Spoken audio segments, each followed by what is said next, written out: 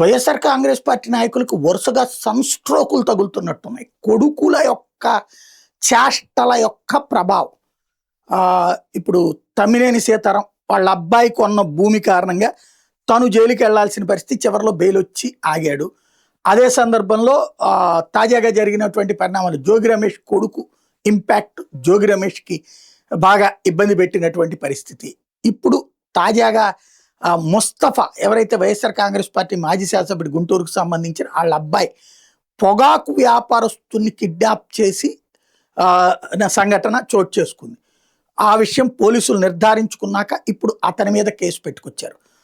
వరుసగా ఒక్కొక్క వైఎస్ఆర్ కాంగ్రెస్ పార్టీ నాయకులు కొడుకులు చేస్తున్న చేష్టలు మొన్న సిదిరప్పలరాజు వాళ్ళ అబ్బాయి యాక్సిడెంట్, సిదిరప్పలరాజు జైల్లో ఉన్నటువంటి పరిస్థితి, కొడుకుతో పాటు ఆయన కూడా. ఇట్లా కొడుకులు చేసిన చేష్టలు తండ్రులని జైలు పాలు చేస్తున్నటువంటి సంఘటనలు పెరుగుతున్నాయి.